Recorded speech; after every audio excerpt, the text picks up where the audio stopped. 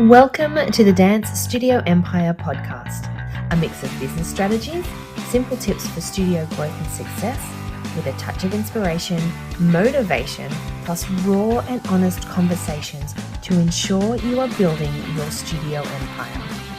I'm your host, Jen Dalton, studio owner for 30 years, dance business coach, and the author of the book, Teaching Dance Beyond the Steps. My business philosophy is creativity is our superpower, and I believe we all have the means and ability to infiltrate this into our studio. Just sometimes we can get too busy, distracted, or overwhelmed to see that.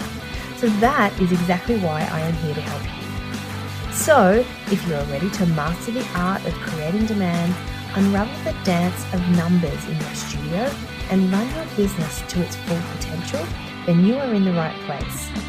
Okay, let's do this. Sit back and relax, and let's get ready to build your dance studio empire. Welcome to this episode of Dance Studio Empire. Merry Christmas, everyone. I hope you had a great time with your family and friends. Whether or not you believe in Christmas, I think it's just a really great time to step away from the office, step away from work, and just spend quality time with those we love. We absolutely don't get enough of it throughout the year, so being forced into it sometimes is good. So, moving into this episode, as we're gearing up for the new year, I just want to talk about something that is fundamental yet often overlooked, and that is our mindset. And so this episode is about a mindset makeover for dance studio owners. And it is off the back of a conversation, surprise, surprise, that I had with one of our dance studio owners it was our last group call of the year, and we were talking about mindset and who they need to be and how they need to think to up-level the version of themselves to bring to life their plans, right? And of course, there were lots of great answers and responses from the studio owners on this call. And then there was one who just said, basically, I think I need a mindset makeover. She needs a complete overhaul. This particular studio owner has had a really challenging year and had some tough things thrown at her. So I understand completely where she's coming from. And that is why I'm going to start going into a little bit more detail, whether it just brings you more aware of what mindset is, whether it sparks a bit of a light bulb moment going, wow, yeah, that's what I think, because it's the slightest shifts that can make big, big changes. So let's get into the episode. First of all, what is mindset? Now, it is not some mystical concept. It is simply the way that we think and perceive the world around us. Our mindset shapes our beliefs, it shapes our actions, which then ultimately affects our results. It's how we see challenges, opportunities, and then everything that happens in between. So, what's the impact of mindset? Well, mindset impacts every aspect of our dance studio life, from the belief that you hold about your capabilities to the actions that you take, and then ultimately the results that you see. See, it's all connected, right? Okay, so here's the deal. There are things that might be blocking your creativity. It could be hindering your ability to grow your students or bring new students through your door. It could be hindering you from building an extraordinary team and leading an extraordinary team. And it can also impact your ability to make money. Maybe you're stuck in a loop of not knowing or being able to see how to expand locations or build that lifestyle-based business that is spoken about often. It happens to all of us, let's be real. But the good news is we can get around these blocks, and I'm going to take you through each of them. And as I just said, it's really about awareness. And sometimes if we don't know something, we can't then identify it and then change it. So here goes. So the first one I'm going to talk to is overcoming blocks to creativity and growth. All right, so let's tackle the big one first, which is limiting beliefs. Now, these are the thoughts that whisper in your ear, I can't do that, or I'm not good enough, or I'll never be able to be as big as that other studio. I'll never be able to win competitions like that particular studio, or I'm never going to make money. It's time to silence that noise and replace those limiting beliefs with empowering ones. So instead of saying, I can't, ask yourself, how can I? It's simply reframing the self talk that you are saying to yourself. Now, the best thing about this is whether you are a believer or not, or whether you just think, oh, makes no difference, you may as well give it a try. If you're not nailing all of these areas, it will cost you nothing. You don't even have to tell anyone that you're doing it, but you could at least give it a try. And I sometimes we get into a spiral and it's hard to pull ourselves out of it, but it is absolutely worth trying because you have nothing to lose. So that's the first one. Now, the second part of overcoming blocks to creativity and growth is the fear of failure. So many of us fear failing or getting it wrong. It is human nature. But it is those lessons that teach us the most. We can learn from them. So embrace any failures or mistakes or things that don't happen. Maybe you're setting up a new system and it doesn't work. Payments aren't being taken automatically. Like, I know it's frustrating, but just see it as a stepping stone to the next thing that will bring you closer to success. So just like we have to remind our students when we're teaching them something new, it's very unlikely that they are going to perfect it the first time. So they just have to keep doing it and trying, identifying what didn't work, try something new, try it again.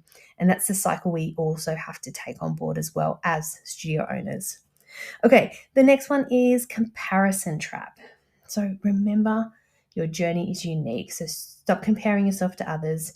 Your success is not defined by someone else's achievements. And that actually goes both ways. So it's if you see a studio who is doing better than you, don't compare yourself. You don't know where they're at. For them, their journey might be 5 years ahead of you, 10 years ahead of you. You can't compare. But also on the flip side, don't define your success by someone else who isn't doing as well as you, because you don't actually know the truth behind that business. So they might be making really, really smart business decisions and so they're basically more successful in financially, numbers, security, work-life balance. Like, they may have their definition of success absolutely achieved. So don't compare. Just run your own race, run your own journey, and you will succeed, focusing on your path and your goals. But then you have to remember to celebrate your victories. Okay, all those wins we have to remember. And doing the episode I did a couple of weeks ago where I was putting my best and worst together, I don't know if you heard it last week or the week before, and it was hard to go through and think of the best, like all the achievements throughout the year, and I found it quite interesting. It's like, wow, when I did actually stop and think, there were quite a few things that did happen which should have been celebrated along the way. So yeah, just stay aware and celebrate. Okay, next one is the scarcity mindset. So I just really encourage you to try and break away from that scarcity mindset. There is room for everyone in our industry to shine. There is room for dance studios everywhere. People are always having children. We have a constant supply of new enrollments being born every day. There's a lot of factors, obviously, that go into making sure that you find them and you can keep them. However, there is enough for everyone. And I think that's where, if we close off our mind, so we have that feeling of there's not enough, I need more, or there's 20,000 studios in this area, I can't, there's not enough. I just want to encourage you to try not think like that and go back to that thought of everyone's having babies every day. There will always be small children who are wanting to learn to dance. Keep going back to that. And the other thing with the scarcity mindset is it's more beneficial for growth to collaborate than try to compete against each other or compare yourself to each other. Think about, networking or communicating or joining a group or something like that that's going to help you. It's going to help you when you do start to doubt yourself, when you do start to say things that aren't helpful for yourself. That's where your support's going to come in and be positive for you. Okay, The next thing is building an extraordinary team. Okay, this mindset. So let's now talk about this and how your mindset shapes the way that you lead, the way you hire your team, and empower your team. Okay, so the first one is the leadership mindset. So to adopt a leadership mindset, you need to be the example. You need to set the tone and inspire your team to bring their best selves to your studio. And I know that sounds easier said than done, but you almost have to go back to what we were just speaking about. So if you're feeling like I don't have control of my team, or maybe I feel like I micromanage too much, or whatever is holding you back, you don't feel confident to step up, and have the hard conversations. What is it? What are you telling yourself? Go back to those limiting beliefs, because that is really important to adopt that leadership mindset when you're stepping into this role. The second one is empowerment. So you want to empower your team to take ownership and responsibility. And if you train them thoroughly, then you shouldn't need to micromanage them. Now, this is a really big thing.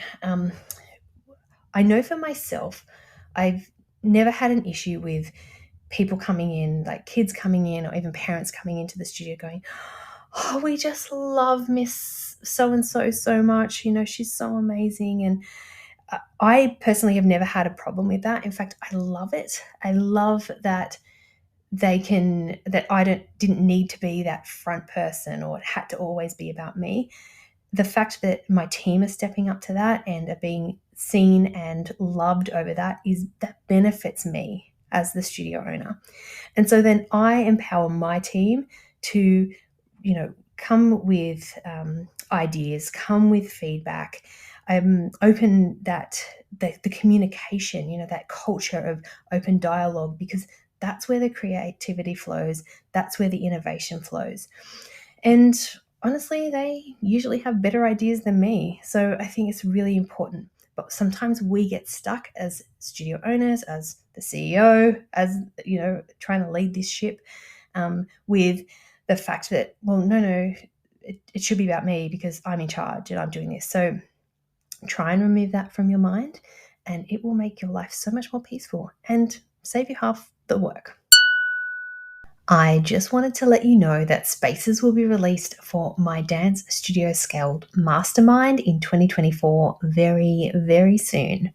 If you want to be coached by me to elevate your studio and access one of these super limited spaces of the mastermind, here's what you're going to need to do.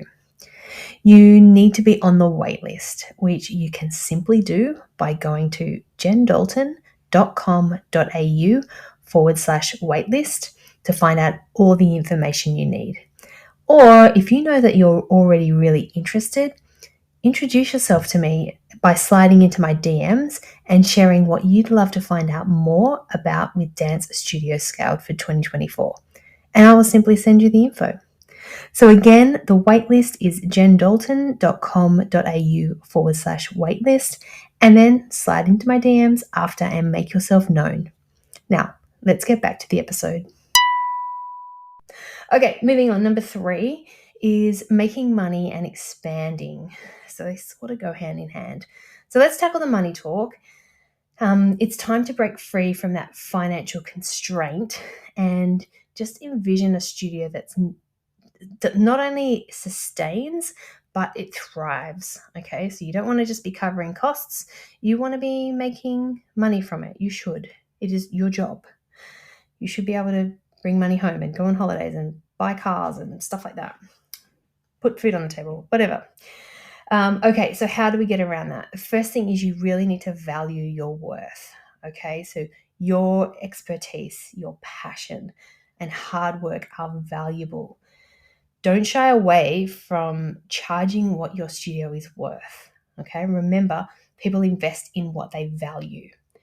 Now, the trick here is you don't want to be charging exorbitant fees if you're not giving value. It's all about your communication. It's all about what you're giving, because then it's almost like the money the number goes away for the money, because people are there for the experience and what their children are taking away.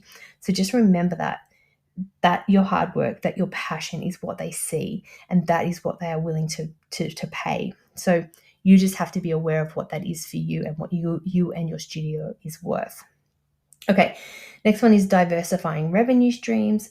So exploring different options of bringing in income.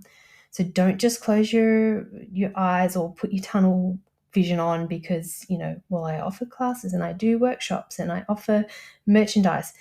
Think outside the square. Think of, again, going back to that collaboration piece where we talk about having conversations with others, and someone might say something and you're like, well, that sparks an idea. I could try this. This is the fun part of running a business. And I know people get overwhelmed with it, or they stop being able to think of ideas, and it comes down to mindset again. But this is the fun bit, like trying to think outside the square, trying to stay ahead of what everybody else is doing. It's fun. So start thinking of it like that. That'll help you with the making the money and the expanding.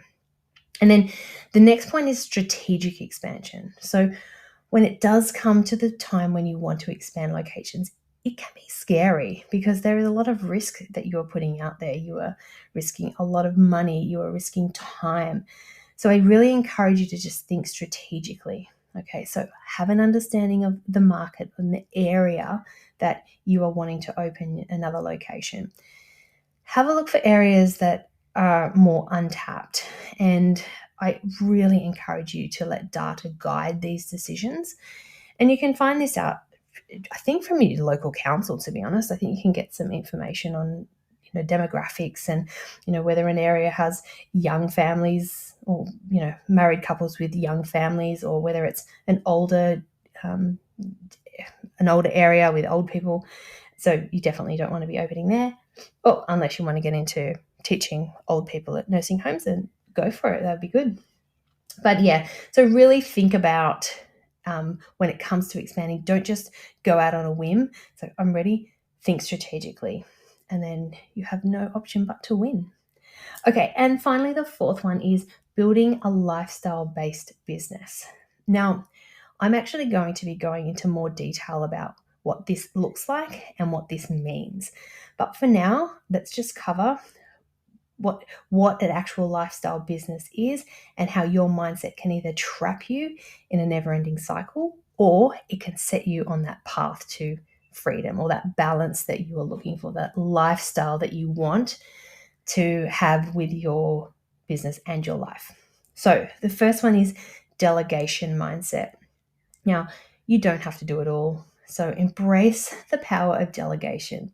You want to trust your team and you want to allocate tasks according to strengths. So sometimes I feel like when it comes to delegating, it can almost feel like it's harder work because you're having to manage and micromanage and follow up and then fix mistakes. And, it is that cycle. So many of us, and I'm saying us because I too still struggle with this sometimes, it is just sometimes easier. It's like, I'll just do it because I don't have the time. But I do encourage you to sit down and think about where it could work, the time, what you need to do. If you heard me talk about a couple of episodes ago, I spoke about your studio handbook, your studio playbook, whatever you wanted to call it, and just systemizing everything, documenting everything, so that if this ever comes up again and you need to delegate something else, it's all recorded and someone can just log in and see what they need to do without you having to go into the process of showing them again and taking the time to explain and that whole process. Which then takes me into the second point of this one, and it is systems and processes. So develop those efficient systems and the processes, streamline operations to create space for your creative genius, and more importantly, time for yourself. So once you have time for yourself, you can then decide where you want to spend that, right? That's the beauty of it. And then finally, the last point in building your lifestyle business is embracing change. So to run that lifestyle business, you need to be adaptable. So embracing the change, staying innovative, and being ready to pivot when needed. Most of us have gone through that. We did that through COVID. I think sometimes it was excellent. We were forced to do it, so we had to. But I think it's important to keep doing it. We've spent a bit of time recovering. I totally get that as well. But yeah, if you really want that particular lifestyle business, you just have to be ready to continue to grow, continue to innovate, and you will get there. Okay, so that's it. As we wrap up today's episode, I just want you to remember that your mindset it's like a compass that guides you through your studio business journey. So as we step into the new year, which is just around the corner, let's not just focus on the day-to-day, but also on your mindset that will elevate your studio to new heights. Okay, so stay motivated, stay inspired, and just keep moving towards success. And if you're listening to this in real time, happy New Year. I am so grateful for the time that you give me each week to listen to my episodes. I love the feedback. I love the community that we are building here. It just literally fills my soul. And so I am very appreciative of that. I'm super excited about 2024, and I hope you feel the same. Have a good rest, be ready to go, and anything you need in the new year, please reach out. I am here for you. All right, everyone, until next episode. And that's a wrap for this week's episode. I'm so grateful to have you listen each week. If you found today's episode valuable, I'd greatly appreciate it if you could take a moment to rate, 5 stars of course, and leave a review on your preferred podcast platform. Your feedback empowers me to keep delivering insightful content. To ensure you never miss an episode, hit that subscribe button and be sure to follow me on Instagram @_JenDalton_ and join our private Facebook group, Dance Studio Empire. Until next time, keep dancing, keep thriving, and keep building your dance studio empire.